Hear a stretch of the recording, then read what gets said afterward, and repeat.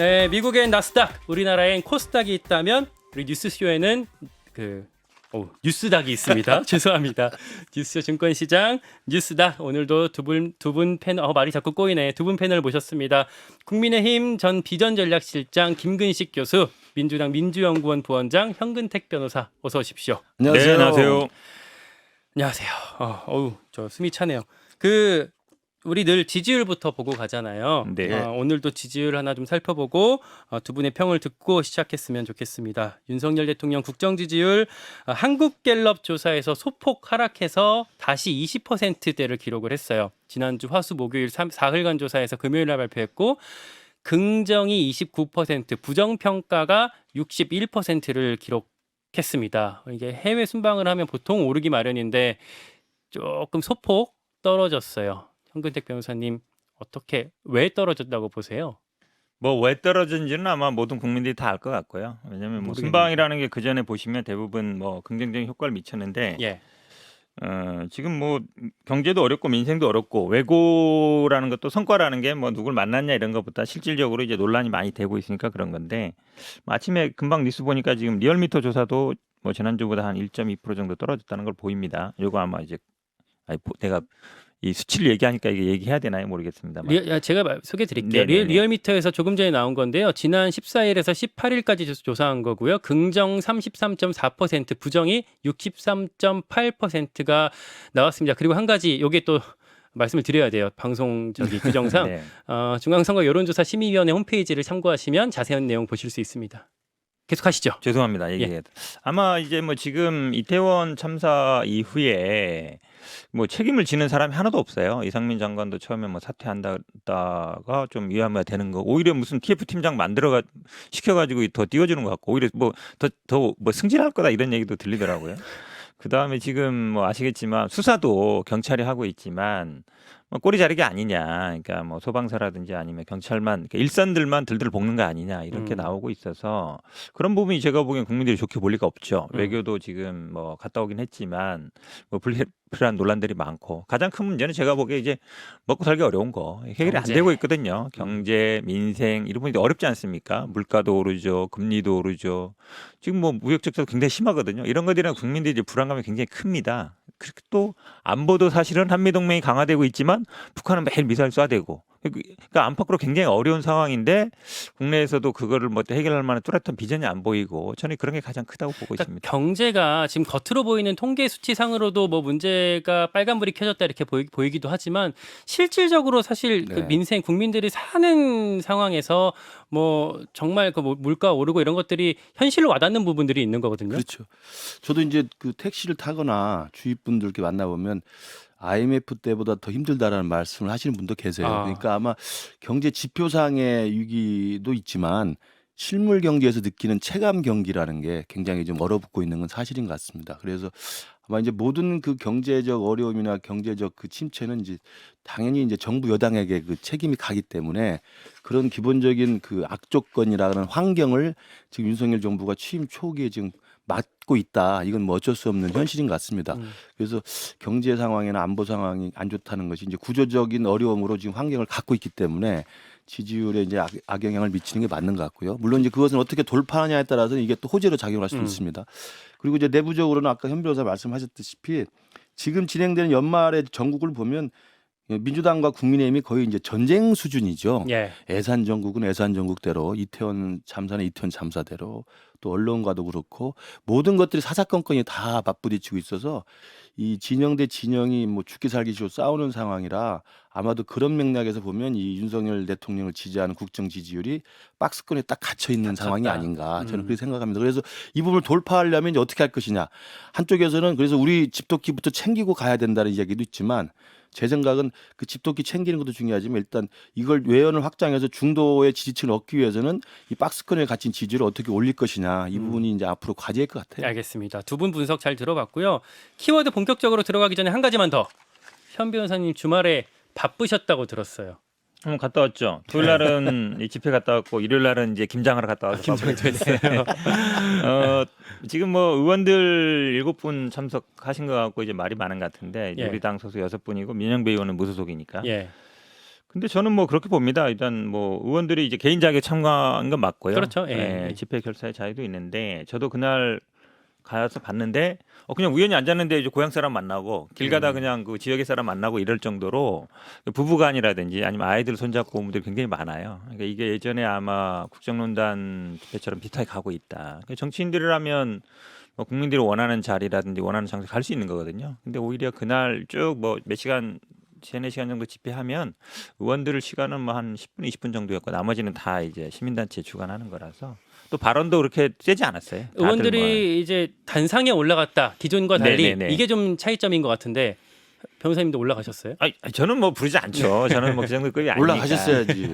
근데 이제 뭐 저 그전에는 김영민 의원 혼자 오다가 이제 더 온 건데 저는 뭐 참가하는 분들은 많이 늘어날 거다 봅니다. 왜냐하면 사실은 지역 주민들이나 아니면 국민들이 그날도 뭐 이렇게 뭐 사람도 굉장히 많았고 뭐 20만이다, 30만이다, 뭐 몇 만인지 모르겠지만 거기서 쭉 이제 용산까지 이렇게 도보 행진을 하면 그 굉장히 멀잖아요, 길이가. 처음이 끝이 어찌 보면 다 연결이 안 될 정도예요. 그렇게 어쨌든 사람들이 많기 때문에 뭐 저는 뭐 앞으로도 참여는 많이 할 거다 이렇게 보고 있습니다. 알겠습니다. 본격적으로 뭐 저희들도 굳이- 한마디 해야죠. 예, 덧붙여 주세요. 지금 예, 예. 주말에 뭐 그런 좀 진보 성향의 단체들이 그 대통령 퇴진 집회를 하는 건 뭐 집회 결사의 자유가 있으니까 하는 건 좋은데 지금 책임 있는 제1야당의 현역 의원들이 참여를 해서 단상까지 올라가서 정권 퇴진을 이야기한다는 것은 지금 취임 6개월밖에 되지 않았잖아요. 그리고 이게 국정농단 당시 촛불 시위를 자꾸 이야기하시는데 모든 국민들이 지금 이 상황을 당시 박근혜 대통령 국정농단 사건과 똑같은 걸로 보는 사람이 누가 있겠습니까? 저는 그래서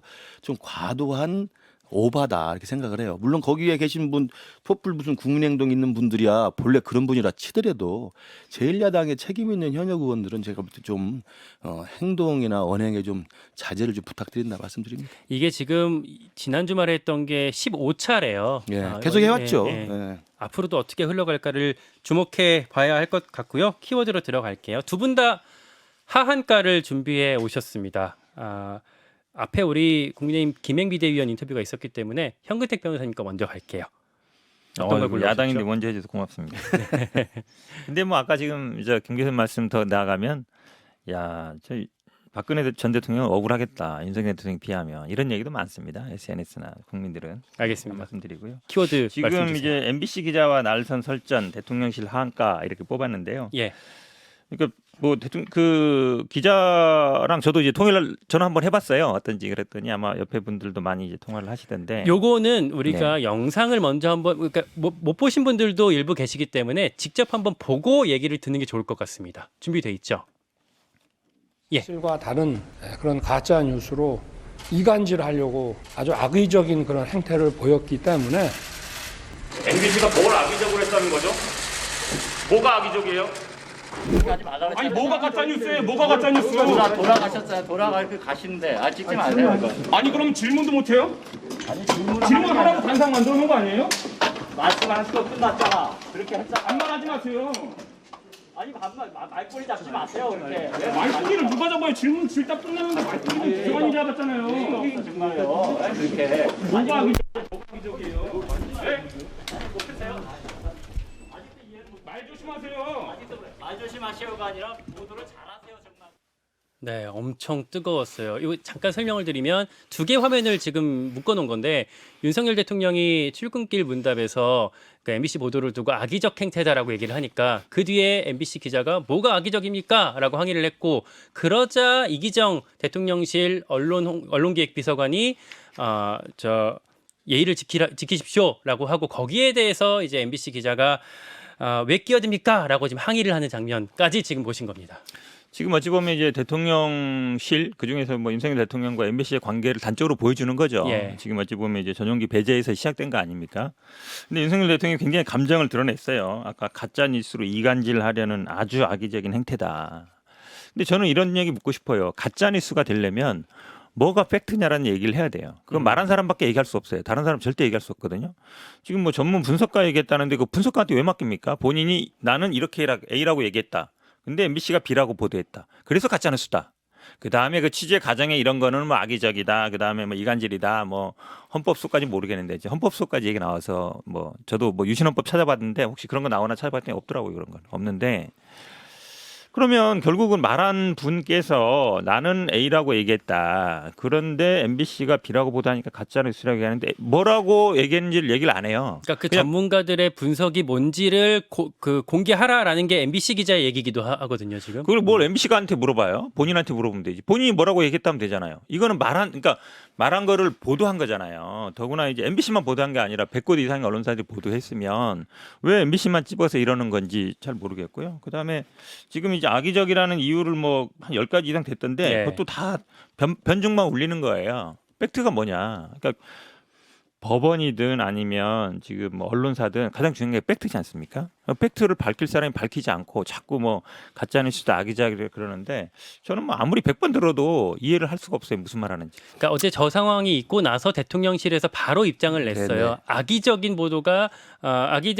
뭐가 악의적이냐라고 물었는데 이러이러한 것들이 악의적이다라고 제시를 했거든요. 예, 그 현 변호사가 이야기한 이 팩트를 밝혀야 된다. 그 부분은 그 당시 그 새 순방 중에 저게 논란이 돼서 김은혜 수석이 바이든이 아니고 날리면이라고 팩트 체크를 해줬죠. 그 대통령 입장이 동일합니다. 그래서 그 부분에 대해서는 발신자가 팩트를 체크해줬다는 말씀드리고 단지 이제 비속어 발언에 대해서는 지금 윤석열 대통령이 NCND로 지금 말을 하지 않고 있는 겁니다. 그러니까 저 자체를 두 개를 물들여서 할 게 아니라 바이든이나 날리면이랑 그 이야기를 가지고 지금 대통령이 국익을 이야기하는 거 아닙니까? 한미 동맹을 해쳤다는 이야기이기 때문에 그 부분은 발신자가 팩트 체크를 했다는 말씀을 드리고요. 그리고 또 하나는 저는 이제 그 문제를 떠나서 지금 화면에 나왔던 저 MBC 기자분의 저 행태, 예. 저는 대통령이 직접 저렇게 강한 톤으로 MBC를 상대해서 특정해서 비판하는 걸 저도 찬성하지는 않지만 저 MBC 기자 행태는 제가 볼 때 굉장히 저는 악의적인 행태라고 생각합니다. 악의적인 행태. 그렇습니다. 왜냐하면 기다렸다는 듯이 거의 시위꾼들 행태를 보이잖아요. 시위꾼들. 시위에서 나왔을 때 경찰하고 서로 이렇게 앞밭에서 이렇게 몸싸움을 벌이면 한번 꼬투리가 잡히면 계속 언성을 높여가면서 싸우는 행태들이 있습니다. 그러니까 앞에서 자극하고 선동하는 그렇죠, 역할. 그렇죠. 저는 그걸로밖에 보이지 않아요. 왜냐하면 대통령이 그런 발언한 것은 톤이 너무 높아서 저도 문제가 있다 생각하지만 일단 질문에 답변하지 않고 들어갔잖아요. 들어간 다음에 왜 저렇게 큰 소리 치면서 소란을 떱니까? 물론 당시 그 국정기획비서관이 다 대꾸를 안 하고 들어갔으면 끝났겠죠. 언론기획비서관. 네, 언론기획비서관이. 근데 이분도 이제 뭐 답변을 하는 과정에서 된 건데 답변도 제가 볼 때 무리한 답변을 생각하지 않습니다. 근데 그걸 꼬투리를 잡아가지고 목소리 언성을 높이면서 결국은 군사독재, 군사정권 이야기까지 하잖아요. 저는 그건 MBC 기자 그분이 저는 기자로서의 이미 양식은 좀 벗어났다고 생각을 합니다. 저는 그 부분은 엄중하게 저는 소란을 떤 의도적인 정치적 행태라고 생각합니다. 의도적인 행태였다.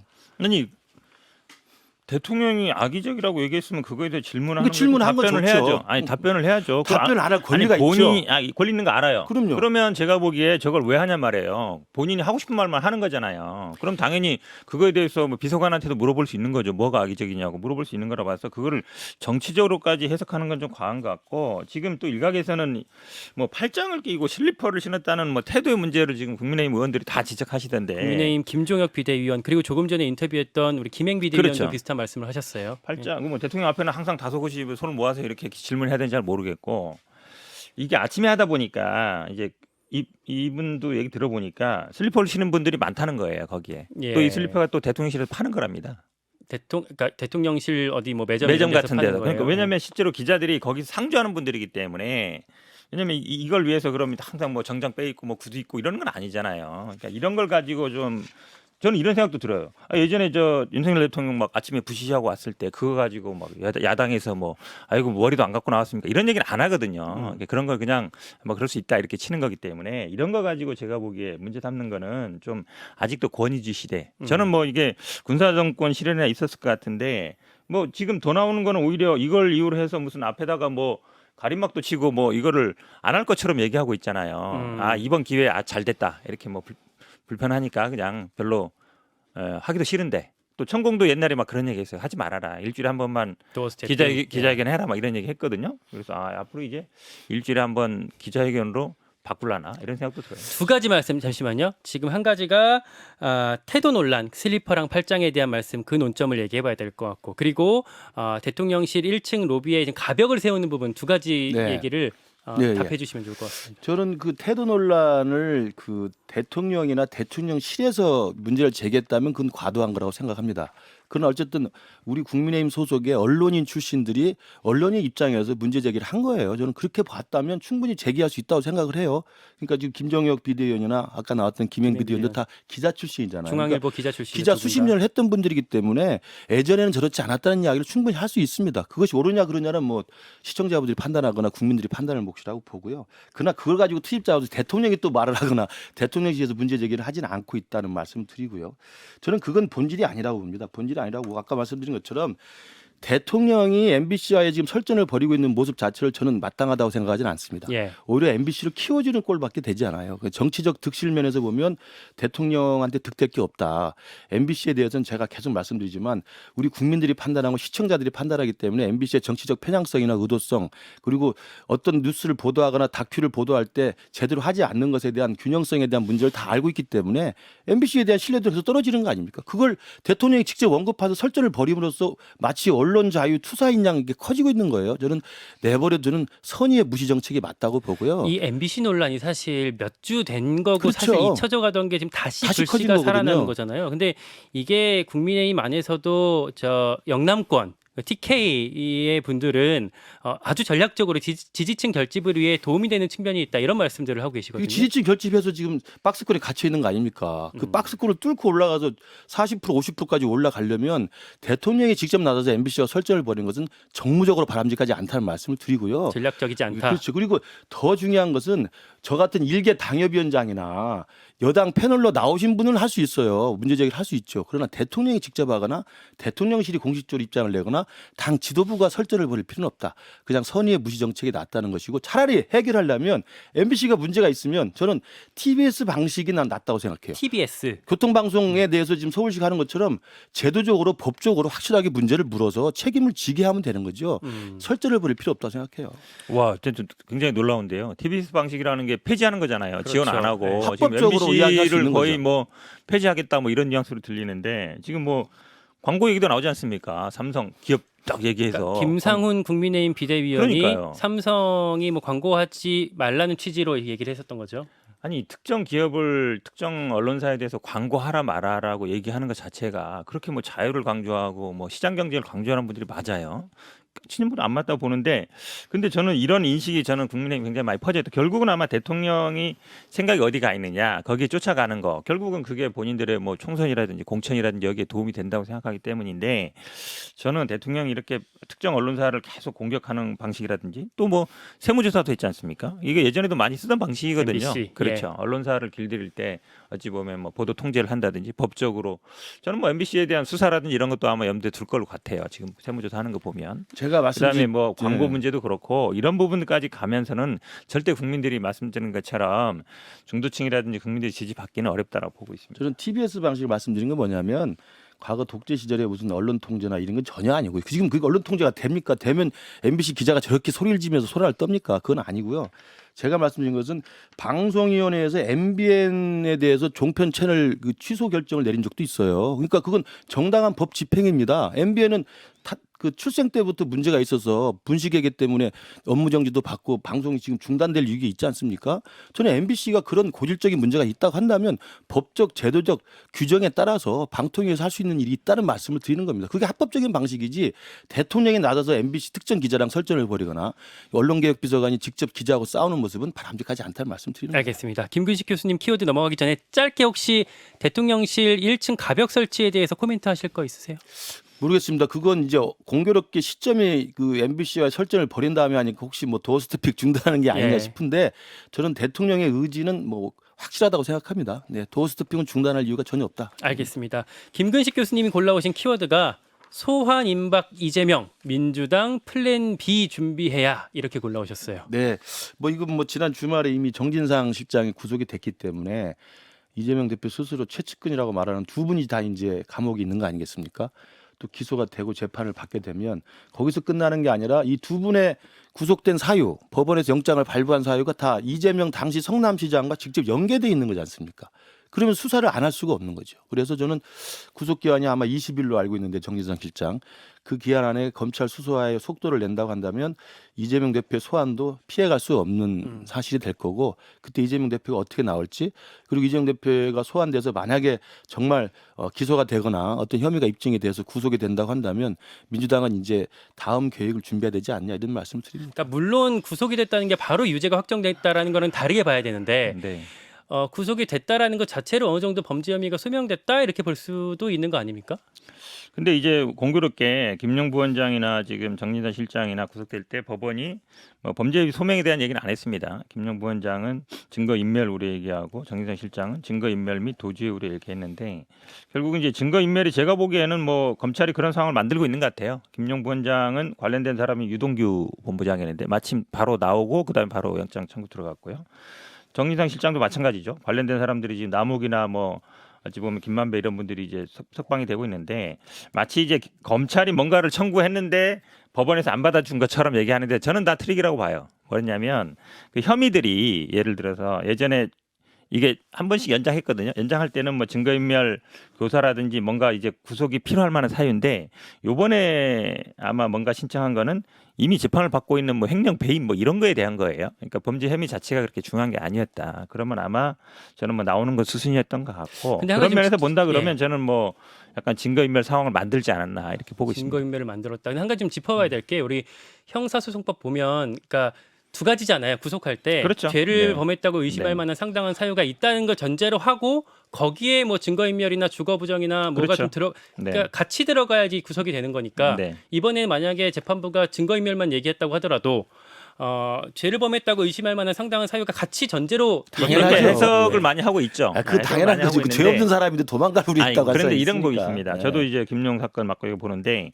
사실은 뭐 물증을 제시하거나 이런 건 없어요. 그러니까 진술은 있죠. 지금 유동규 본부장이라든지 남욱도 뭐 석방됐습니다만 진술은 하겠죠. 그러니까 결국은 진술이 있는 상태에서 그 진술을 근거로 해서 어찌 보면 이제 혐의를 보는 거거든요. 근데 이건 뭐 재판이라는 거는 아시겠지만 기본적으로 우리는 무죄 추정의 원칙이 있는 것이고 불구속 재판 원칙이거든요. 근데 공교롭게도 이제 김용 부원장 구속한 분이 다시 또 한 거거든요. 예. 그때도 뭐 굉장히 오래 들었는데 결국은 그러니까 소명 혐의 부분도 보긴 보지만 확신하면 또 그걸 집어넣거든요. 영장 발부 사유에. 근데 공교롭게 둘 다 안 적어놨어요. 이제 그런 부분도 유심히 보고 있습니다. 근데 이건 예. 있어요. 지금 뚜렷한 물증이 아직 나오지 않은 상태다. 그러니까 그 수사가 앞으로 아주 탄력을 받기는 어려울 거다 이런 전망들도 있잖아요. 그러니까 본래 뇌물죄라든지 돈이 수수되는 정치권의 범죄는요 물증 찾기가 그렇게 쉽지는 않아요. 그동안 뇌물죄로 구속된 정치인이 한둘입니까? 근데 준 사람과 받은 사람 둘밖에 없기 때문에 준 사람의 진술의 일관성, 진술의 구체성, 진술의 상당성이 있으면 재판부는 받은 사람이 끝까지 안 받았다고 잡아떼더라도 유죄 판결한 경우가 허다합니다. 저는 그 부분이 통상 진행되는 법리라는 말씀을 드리고요. 물증도 저는 충분히 있을 거라고 봅니다. 그래서 그 부분에 대해서는 앞으로 진행되는 수사 결과를 보면 된다고 보고 제가 말씀드리는 것은 범죄 혐의가 소명됐다는 말이 없다고 해서 범죄 혐의가 없다고 믿는 국민이 없다. 그런 말씀을 드리고 문제는 이제 이재명 대표를 향한 이제 그 검찰의 수사가 계속 진행이 될 텐데 과거에 노무현 대통령 때 대선 때 그 당시 안희정 실장이 정치 자금을 모아가지고 구속돼서 감옥을 갔다 온 적이 있습니다. 근데 그건 노무현 대통령과 연결되지 않았어요. 노무현 대통령 모르는 상태에서 알아서 돈을 거뒀다는 걸로 정리됐거든요. 이건 상황이 전혀 다르다고 보기 때문에 이제 이재명 대표를 향해 간다고 봅니다. 왜냐하면 성남시장 때 있었던 사업들이거든요. 다. 그것에 정진상, 김용의 최측근이 되어서 이재명 시장의 결재를 득해서 이루어진 사건이기 때문에 이재명 대표와 분리되기가 어렵다. 그 말씀. 시간이 없어서 다음 논점으로 네. 넘어가야 될 것 같은데 오늘 준비해 오신 키워드가 민주당 플랜 B 준비해야 해요. 현근택 변호사님, 네. 민주당 내부의 상황 좀 취재를 하고 계실 것 같은데, 그러니까 뭐 단일 대우로 움직이고 있는 건지 아니면 민주당 내부에서 어떤 이견들이 막 분출되고 있는 건지 어떻게 보고 지금 계세요? 뭐 몇 분 의원들이 뭐 말씀하시는 분들은 뭐 이분들은 예전부터 뭐 당내에서 항상 그러던 분들이라 새로운 상황은 아닌 것 같고 전체적으로는 제가 보기에는 이거는 그러니까 한 개인의 것도 있지만 결국 이제 대선의 연장선 아니냐. 예. 대선 때 나왔던 문제들이고 그 부분에 대해서 계속 같이 보면 뭐 정치적 보복으로 보고 있고 지금 말씀을 얘기하지만 진술의 구체성이면 되죠. 근데 그 준 사람이 예를 들어서 수사를 받거나 재판을 받고 있다. 뭔가 딜할 가능성이 있다라고 본다 그러면 그 신빙성 자체가 떨어진다고 봅니다. 근데 실제로 유동규 본부장은 지금 증거인멸 그 사실혼 배우자에 대해서 판사가 뭐 딜하는 것 같다 이런 얘기도 이미 하고 있거든요. 그래서 뭐 저는 뭐 이 재판은 뭐 충분히 저희들이 뭐 승산을 걸어볼 수 있다고 보고 있는데 지금 당내에서 뭐 지금 말씀처럼 뭐 플랜 B 이런 거는 저는 희망 사항이라고 봐요. 왜냐하면 지금이 예를 들어서